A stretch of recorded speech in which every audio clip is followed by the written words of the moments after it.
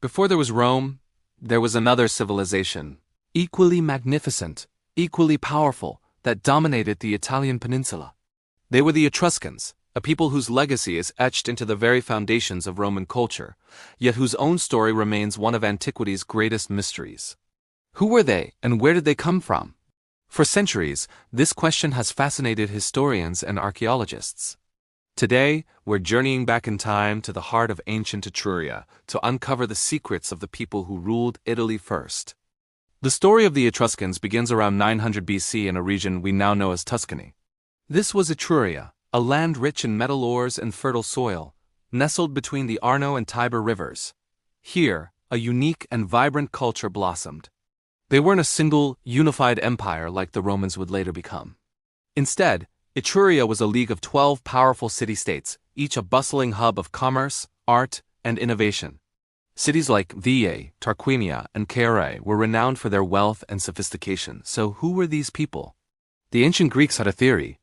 The historian Herodotus, writing in the 5th century BC, claimed the Etruscans were migrants from Lydia in modern-day Turkey.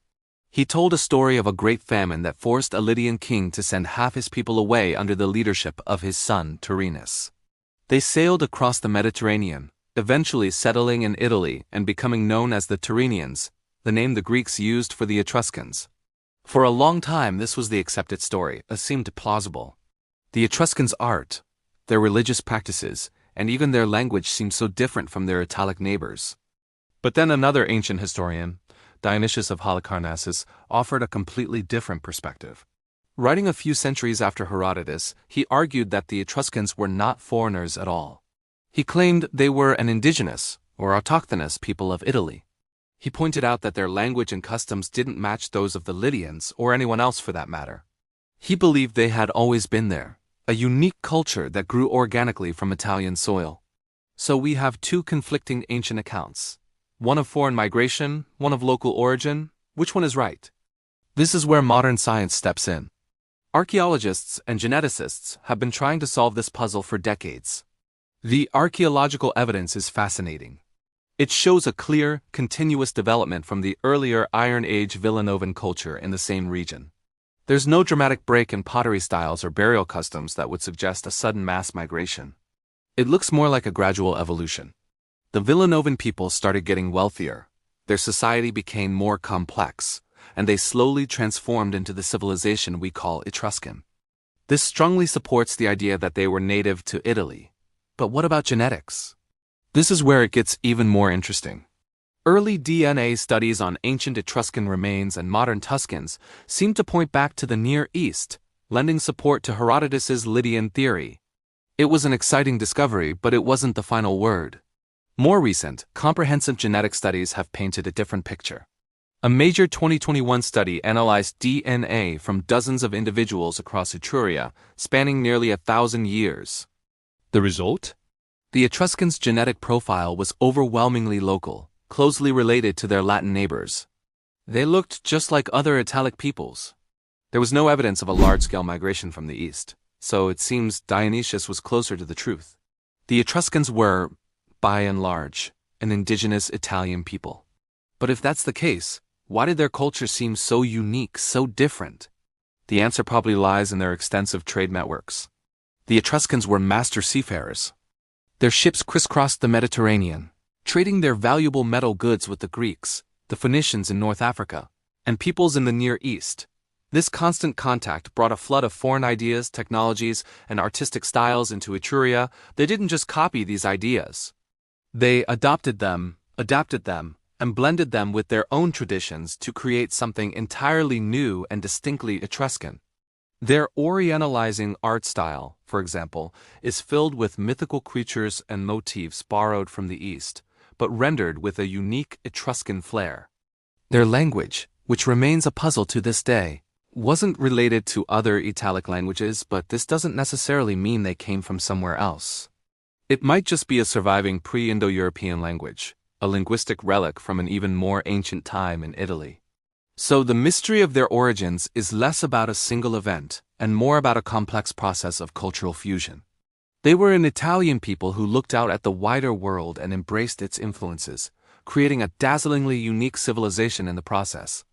Now, let's talk about how the Etruscans shaped Italy. Long before Rome was anything more than a collection of huts on a hill, the Etruscans were building sophisticated cities with paved streets, drainage systems, and monumental temples. They were brilliant engineers. Their techniques for building arches, vaults, and aqueducts were revolutionary. Does that sound familiar? It should. The Romans learned these techniques from the Etruscans. The famous Cloaca Maxima, Rome's great sewer system, was originally built by Etruscan kings who ruled Rome in its early days. That's right, Rome itself was under Etruscan influence and even ruled by Etruscan kings for over a century. The Tarquin dynasty, the last kings of Rome, were Etruscan. Their influence went far beyond engineering. The very symbols of Roman power have Etruscan roots. The fasces, that bundle of rods with an axe, which Roman magistrates carried as a symbol of their authority, was an Etruscan symbol. The toga, the iconic garment of Roman citizens, is believed to have evolved from an Etruscan cloak. Even gladiator combat might have its origins in Etruscan funeral games, where ritual combat was held to honor the deceased. Etruscan society was also remarkably advanced in other ways. Their art, especially the paintings in their tombs, gives us a vibrant glimpse into their world. Unlike the rigid, formal art of some other cultures, Etruscan art is full of life, movement, and joy. We see scenes of feasting, dancing, music, and athletic games. These were a people who clearly enjoyed the good things in life. One of the most striking features of their society was the relatively high status of women. In the tomb paintings, women are shown dining alongside men at banquets, reclining on the same couch. This was shocking to the Greeks and later Romans, whose women were largely confined to the home. Etruscan women could own property. They were literate, and their names were often recorded in inscriptions alongside their husbands. They participated actively in public life, a level of freedom that was almost unheard of in the ancient Mediterranean. Their religion was also a key part of their identity.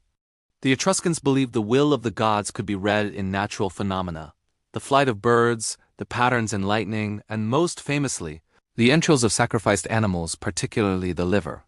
This practice, known as haruspicy, was a complex science. They created bronze models of sheep livers, divided into sections corresponding to different deities, to train their priests. The Romans were so impressed by this that they adopted the practice wholesale, and Etruscan soothsayers were highly sought after in Rome for centuries. But no civilization lasts forever. The Etruscans' power began to wane around the 5th century BC. On one side, Greek colonies in southern Italy began to challenge their control of the seas. On the other, Celtic tribes pushed down from the north. But their greatest threat was a former subject city, a city that had learned so much from them, Rome. The newly established Roman Republic was ambitious and expansionist. Over the next few centuries, Rome engaged in a series of wars against the Etruscan city-states. One by one, the once mighty cities fell. Rome's great rival, was conquered in 396 BC after a legendary 10-year siege. By the 1st century BC, the last vestiges of Etruscan independence were gone. The Etruscan language fell out of use, their culture was absorbed, and their identity was assimilated into the ever-expanding Roman world. For centuries, the Etruscans were largely forgotten, known only through the biased accounts of their Roman conquerors. But they were not erased. Their legacy lived on, hidden in plain sight within Roman culture itself. The arches of the Colosseum, the rituals of Roman religion, the symbols of Roman government all bear the indelible mark of the Etruscans. Today, thanks to the tireless work of archaeologists, we can see their world for ourselves. The spectacular painted tombs of Tarquinia, the sprawling necropolises of Cerveteri, and the countless artifacts in museums across Italy tell a story of a creative, sophisticated, and resilient people. They were not just a prelude to Rome. They were a great civilization in their own right. They were the original masters of Italy, a people who, despite the mysteries that still surround them, left a legacy that shaped the course of Western civilization. So next time you think of ancient Rome, remember the people who came before, the enigmatic and brilliant Etruscans. Have you ever wondered what ancient civilizations truly believed about death and the afterlife? While we often hear about the Egyptians and their pyramids or the Romans and their empire, there's another, more mysterious culture that had a truly unique perspective: the Etruscans. Who were these people who thrived in ancient Italy before the rise of Rome? And what can their elaborate tombs tell us about how they lived, loved, and faced the great unknown? Join me as we journey back in time to uncover the secrets of the Etruscans and their fascinating relationship with the world beyond. Before we dive into their tombs, let's get to know the Etruscans a little better. Flourishing in the region we now call Tuscany, from around the 8th century BC, they were a vibrant and sophisticated civilization. They were skilled sailors, talented artists, and master engineers. But one of the most intriguing aspects of their culture was their deep spirituality. The Etruscan religion was a complex tapestry of gods, goddesses, and a profound belief in divination. They believed the will of the gods could be read in lightning strikes, the flight of birds, or even the livers of sacrificed animals. This practice, known as haruspicy, was so renowned that even the later Romans would consult Etruscan priests for their expertise. This constant dialogue with the divine shaped every part of their lives, and most importantly, it profoundly influenced how they viewed the afterlife. Unlike some of their contemporaries who saw death as a grim and sorrowful end, the Etruscans had a much more optimistic and, dare I say, celebratory view. For them, the afterlife wasn't a shadowy underworld, but a continuation of life itself. It was a place where you could carry on enjoying the best parts of your earthly existence. This belief is the key to understanding their incredible burial practices. Instead of seeing a tomb as just a final resting place, they saw it as a new home for the soul, a permanent residence for eternity. This is why their necropolises, or cities of the dead, were so elaborate and so vital to their culture. They weren't just burying their loved ones. They were setting them up for a fantastic eternal party. Let's step inside one of these incredible tombs.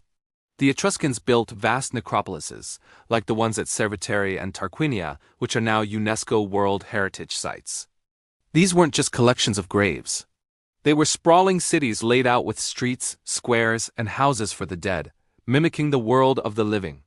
The tombs themselves, often carved directly into the soft volcanic rock, were designed to look like the interiors of Etruscan homes. You'd find rooms, carved doorways, and even stone furniture like beds and chairs. It was a literal home for the afterlife. The message was clear: death is not an end, but a transition to a new, parallel existence. You leave your earthly house to move into your eternal one. The real magic happens when you look at the walls. Many of these tombs are covered in vibrant, colorful frescoes that are simply breathtaking. And what do they depict? Not somber scenes of mourning, but lively snapshots of Etruscan life at its best. You see grand banquets where men and women recline on couches together, sharing food and wine, engaged in lively conversation. This is actually a big deal, as it shows Etruscan women held a much higher social status than their Greek or Roman counterparts, participating equally in public life. The frescoes also show musicians playing lyres and pipes, dancers moving with joy and energy, and thrilling scenes of hunting, fishing, and athletic games. It's a non-stop celebration. These paintings weren't just decorations, they were a magical formula. By painting these joyful scenes, the Etruscans believed they were ensuring that these activities would continue for the deceased in the afterlife. It was a way to furnish the soul's new home not just with chairs and beds, but with eternal happiness, music, and feasting. And it wasn't just the paintings. The items buried with the dead tell an equally fascinating story. The Etruscans filled their tombs with all the objects a person would need to continue their lifestyle. We find beautiful pottery, some of it imported all the way from Greece, indicating their extensive trade networks. There are intricate gold jewelry, bronze mirrors, and personal grooming items. For warriors, there were helmets, shields, and weapons. For women of high status, there were spindles and loom weights, showing the importance of textile production. These grave goods act like a time capsule, giving us an incredibly detailed look into the daily routines, social structures, and values of Etruscan society. By preparing the dead for the afterlife, they inadvertently preserved their way of life for us to discover thousands of years later. It's archaeology at its most personal. Each object tells a story about the person who owned it, so what happens to the soul? The Etruscans believed the journey to the afterlife was a real trip, one that required a guide. Often depicted in later tomb art are figures like Vent, a winged female demon who wasn't fearsome but acted as a gentle escort, guiding the soul to the underworld. Another figure is Charon, who, unlike the Greek Charon, wasn't just a ferryman but a more imposing guardian of the underworld, sometimes shown with a hammer. Initially, the Etruscan afterlife seems to have been universally pleasant. However, over time, as they came into more contact with Greek culture and faced increasing pressure from the growing Roman Republic, their vision of the afterlife began to change. Later tombs show more somber scenes, with demons and a more structured, judgmental underworld. This shift might reflect the growing anxieties of a culture facing its own decline. The once bright party of the afterlife started to have a few uninvited, scarier guests. The legacy of the Etruscans is written in their tombs. These cities of the dead teach us that this mysterious civilization didn't fear death, but embraced it as a continuation. Their tombs are not monuments to sorrow, but vibrant affirmations of life. Through their art and artifacts, they show us a world where men and women banqueted as equals, where music and dance were essential, and where the joy of living was something you took with you. They built houses for eternity, filled with all the comforts and pleasures of their time on earth. While the Etruscan language is still largely a mystery and their civilization was eventually absorbed by Rome, their unique spirit lives on in these incredible underground homes. They truly were a people who lived with their dead, and in doing so, left us an unparalleled window into their vibrant world. Have you ever heard of the Etruscans? They were an ancient civilization that flourished in central Italy, long before the Romans built their empire. While they left behind incredible art and mysterious texts, one of the most fascinating things about them is something that completely baffled their neighbors: the powerful and public role of their women. This wasn't just unusual for the ancient world. It was downright revolutionary. Today, we read diving deep into the world of Etruscan women and exploring how their freedom and influence shaped a society unlike any other. Imagine going to a grand banquet in ancient times. In Greece or Rome, you'd see men reclining on couches, eating, drinking, and discussing politics. Women? They would be secluded, completely absent from public life. Now let's travel to an Etruscan banquet. The scene is completely different. Here, women are not only present, but they are reclining right alongside the men, sharing the same couch, participating in conversations, and enjoying the festivities as equals. They are dressed in fine clothing, adorned with beautiful jewelry, and they are active, visible participants in social life. This wasn't just a casual dinner party. It was a fundamental statement about their place in society. For the Greeks and Romans, this was absolutely scandalous. Greek writers like Theopompus, whose work was later quoted by others, were shocked by the Etruscan customs. They accused Etruscan women of being overly promiscuous and decadent simply because they socialized openly with men. The Romans, while granting their women a bit more freedom than the Greeks, were still taken aback. To them, a respectable woman's place was in the home, managing the household and staying out of the public eye. The sight of Etruscan women attending sporting events, drinking wine, and being so openly involved in society was seen as a sign of moral decay. They simply couldn't comprehend a culture where women weren't kept under strict male control. But what the Greeks and Romans saw as scandalous, the Etruscans saw as normal. Etruscan women enjoyed a level of freedom that was unheard of. Unlike their Roman counterparts, they were allowed to own property independently. Even more remarkably, Etruscan women kept their own birth names after marriage. This is a huge deal. In Rome, a woman was primarily identified through her father or husband, her identity legally tied to a man. But an Etruscan woman's name was her own, a symbol of her individual identity throughout her life. Inscriptions on tombs and artifacts often mention both the mother's and father's names, showing that lineage was traced through both parents. This matrilineal element highlights the deep respect and importance given to the maternal line, something completely foreign to the patriarchal societies of Greece and Rome. We see this respect immortalized in their art. Take the famous sarcophagus of the spouses, a stunning terracotta masterpiece from the late 6th century BC. It depicts a husband and wife reclining together on a dining couch, engaged in an intimate and affectionate moment.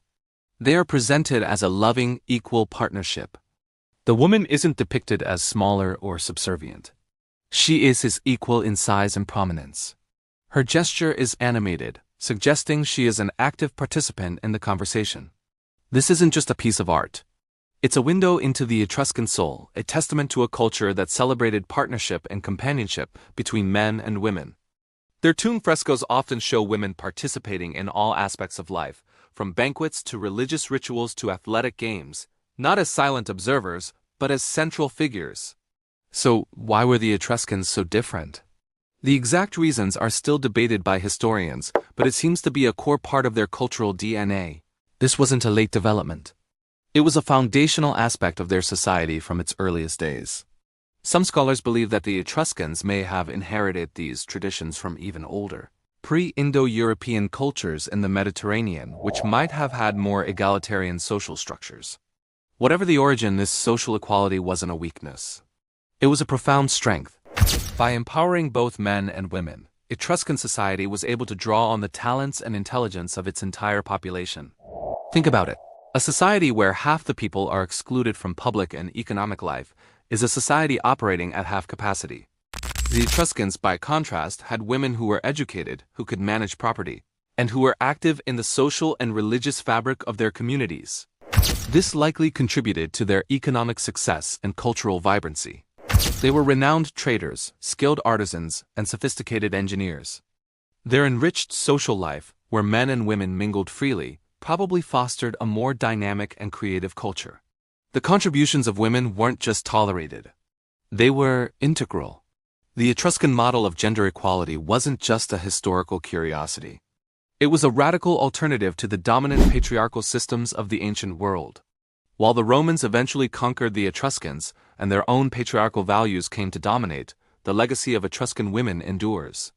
It serves as a powerful reminder that history is not a single, linear story. There have always been different ways of living, different ways of organizing society, and different ideas about power and freedom. The Etruscans show us that a society can be strong, prosperous, and culturally rich not in spite of granting women freedom, but because of it. Their art and their tombs continue to speak to us across millennia, telling the story of a civilization that dared to be different, a civilization that understood the power of equality. Have you ever heard of a civilization that could sculpt metal like clay, build cities that thrived for centuries, and then just vanish? Before Rome was an empire, before the Colosseum echoed with gladiators, there was another power in ancient Italy. A mysterious, artistic, and technologically brilliant people known as the Etruscans. Today, we're journeying back in time to uncover the secrets of these forgotten masters, the true engineers of gods. Picture this: central Italy, around the 8th century BC. While other cultures are still figuring things out, the Etruscans are already creating masterpieces. Their art wasn't just for show. It was a window into their world, their beliefs, and their incredible skill.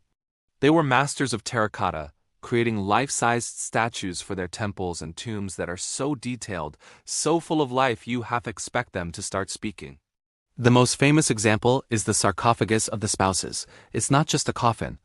It's a tender portrait of a couple, reclining together at a banquet, smiling, engaged.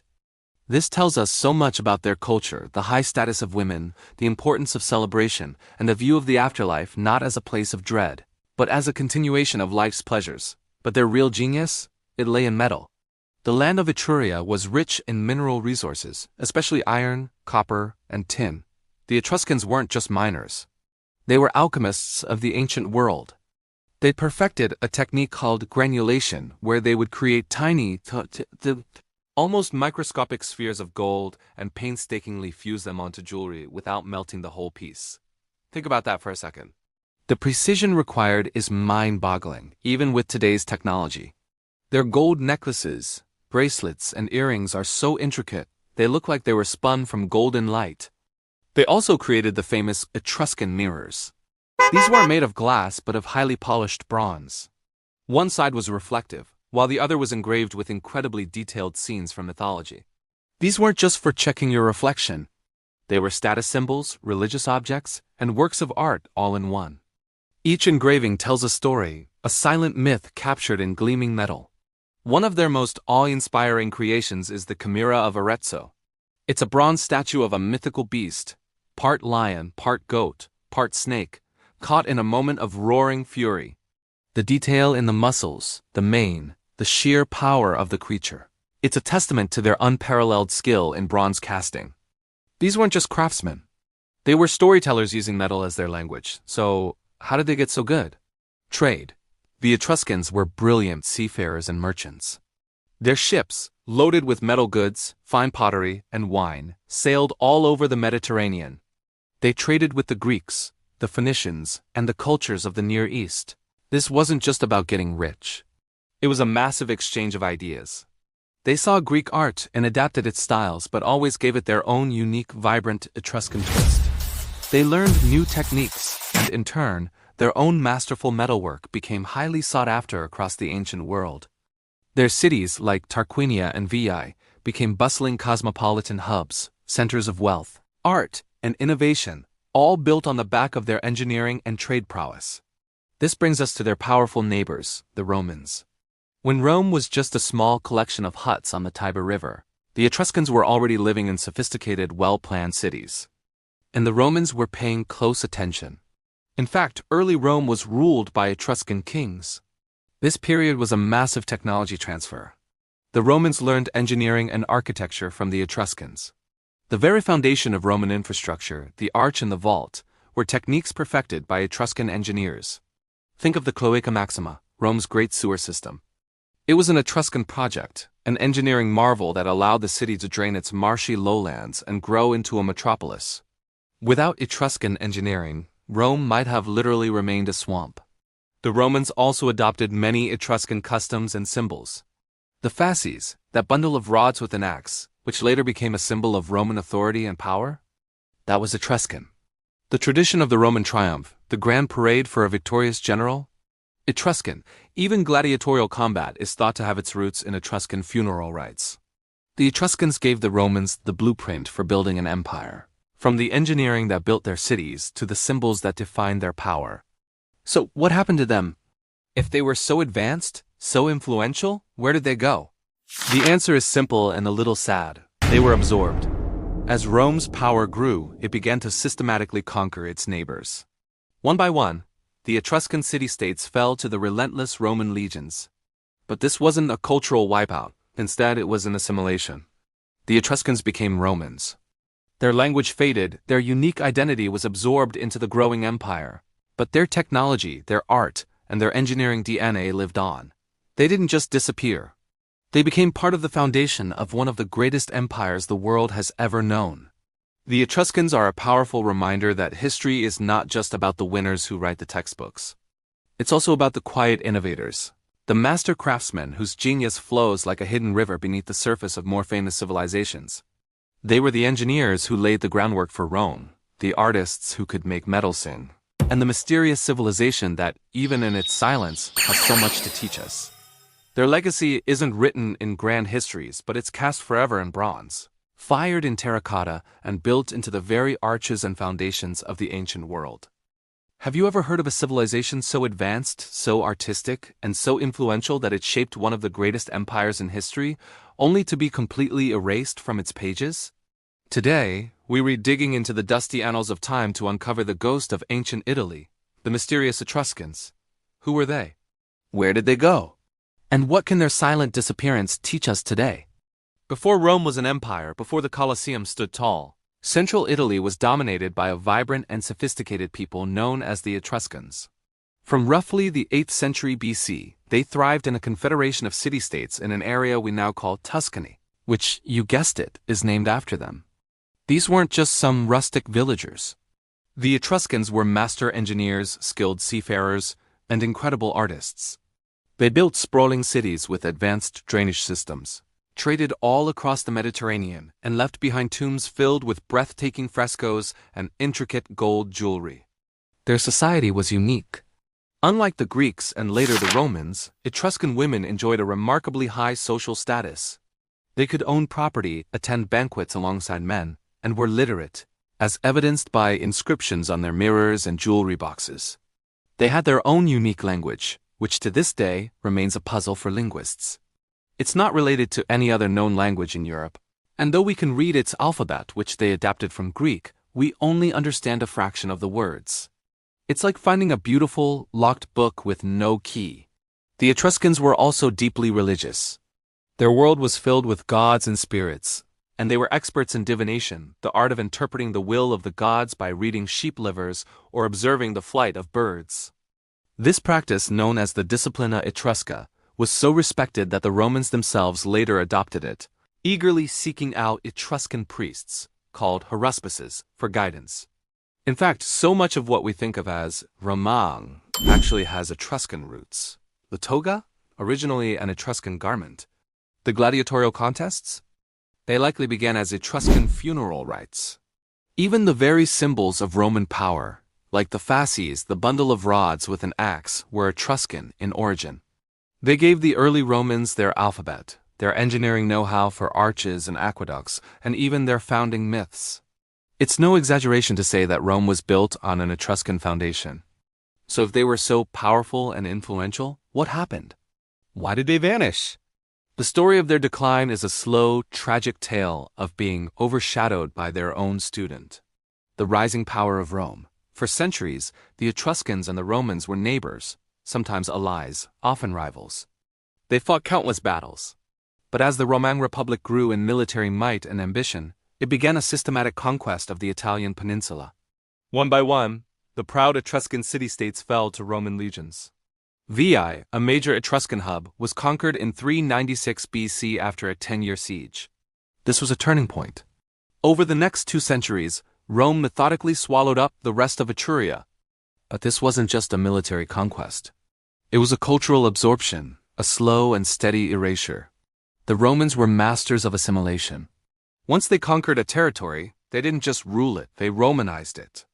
They built roads, established colonies of Roman citizens, and made Latin the official language of administration and commerce. Etruscan families who wanted to maintain their wealth and status had to adapt. They started speaking Latin, adopting Roman customs, and giving their children Roman names.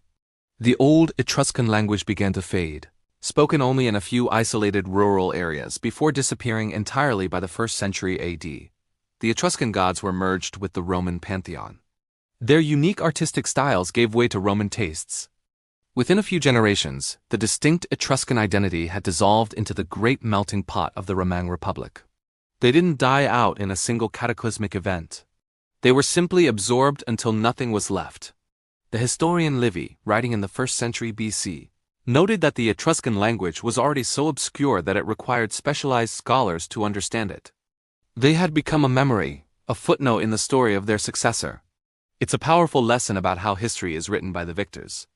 The Romans told the story, and in their version, the Etruscans were relegated to a supporting role, the prelude to their own greatness. Because the Etruscans' own literature was lost, we see them almost exclusively through the eyes of the Romans. And Greeks, who often portrayed them as overly luxurious, lazy, or superstitious. We are left to piece together their true story from the silent testimony of their tombs, the cities of the dead that ironically tell us so much about their lives. Archaeologists continue to unearth stunning artifacts that challenge the old Roman narratives. These discoveries reveal a people who were dynamic, creative, and far more complex than their conquerors gave them credit for. They remind us that what is lost to history is not always gone forever. So what can the Etruscans teach us today? Their story is a stark reminder of how fragile a culture can be. A language, a set of traditions, an entire worldview can vanish in just a few generations when faced with a more dominant power. It highlights the importance of preserving cultural heritage and listening to the voices that have been silenced by history. The Etruscans challenge us to look beyond the grand narratives and seek out the forgotten stories. They show us that influence can be profound even when its source is forgotten. Every time we admire our Roman arch or hear a word derived from Latin, we are in a small way connecting with the legacy of this ghost civilization. The Etruscans may have been erased from the main text of history, but their fingerprints are all over the page. Thank you so much for joining me on this journey back in time. If you found the story of the lost Etruscans as fascinating as I do, please hit that like button and subscribe for more deep dives into forgotten history. Let me know in the comments what other lost civilizations you'd like to explore. Until next time, stay curious.